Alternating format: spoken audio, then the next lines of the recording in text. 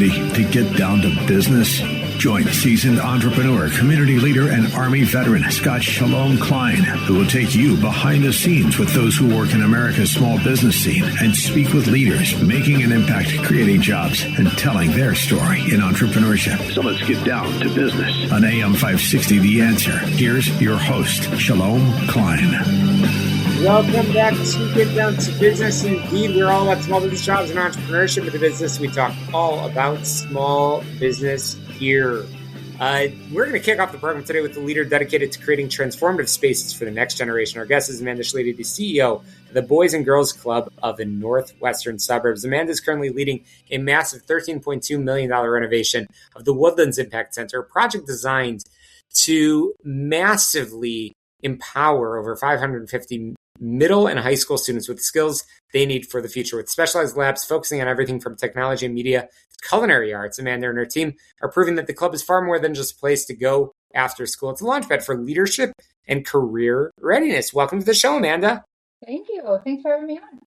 Absolutely, Amanda. You are currently overseeing this Woodlands Impact Center renovation.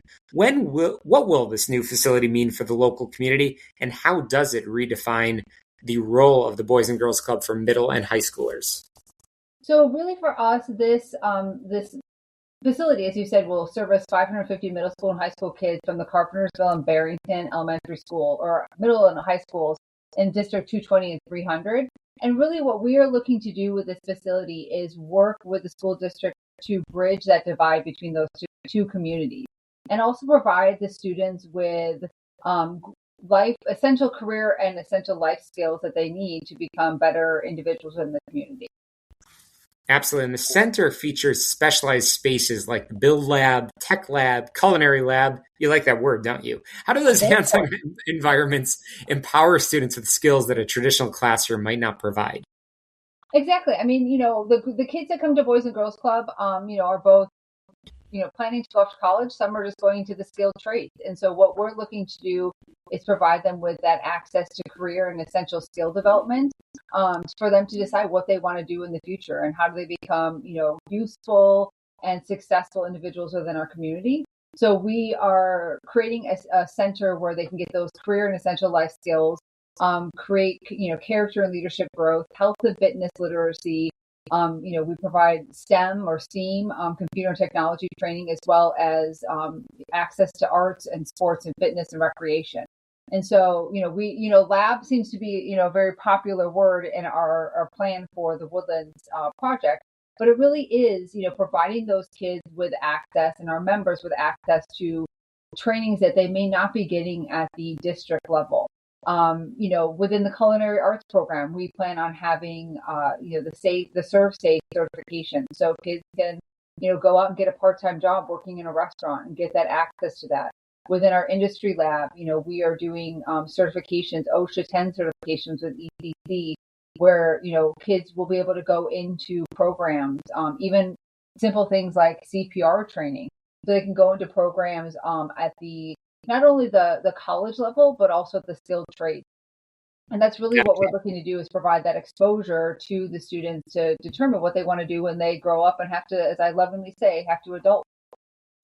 You've often said that the Boys and Girls Club of the Northwestern Suburbs is more than daycare. Can you elaborate on that philosophy and how the new center reinforced the mission of deep enrichment and career readiness?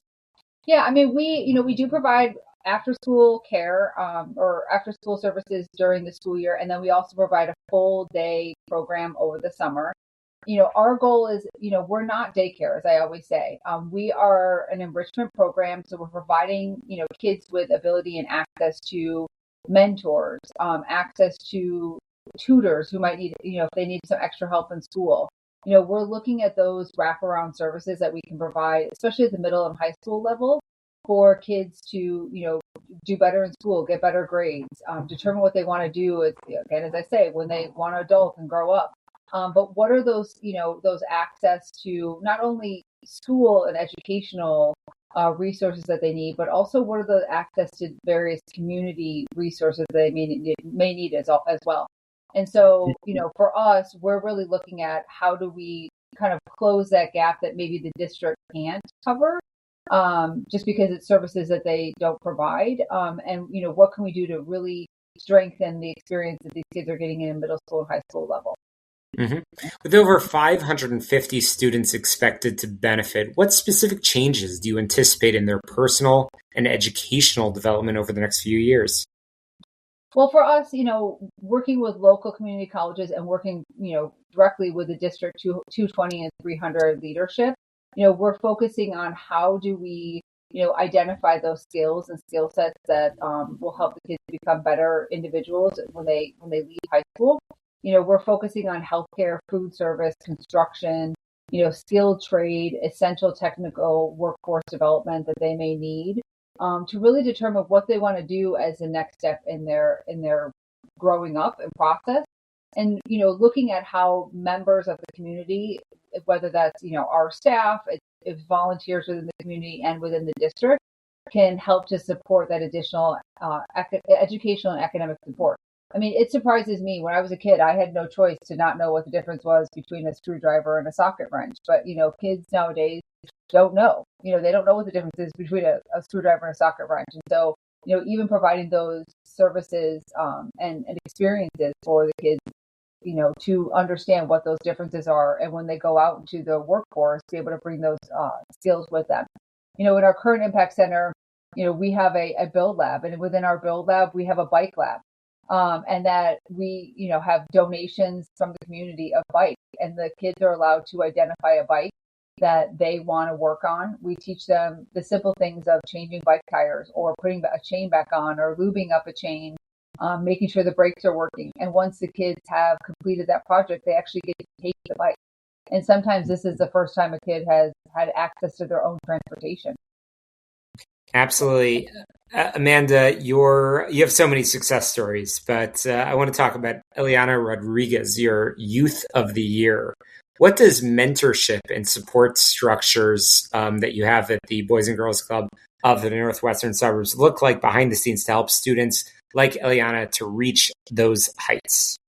Yeah, I mean, Eliana, who's our current Youth of the Year, she really fell in love with the Boys and Girls Club and our culinary experiences, even when she was in elementary school. There's a picture right by my office when I walk in of her cutting a green pepper in elementary school, and they were making, I believe, a salad.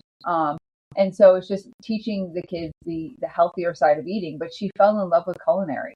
And as part of the Youth of the Year, she's actually getting a full ride scholarship to ECC, and she's actually going into the ECC pastry program, and her goal is to open up her own bakery or, be a pastry chef in a restaurant. And so even when we did our Teddies and Ties event, which is one of our galas we did on November 1st this year, we had her provide all of the desserts. So she got a crew of kids together or members at the Impact Center.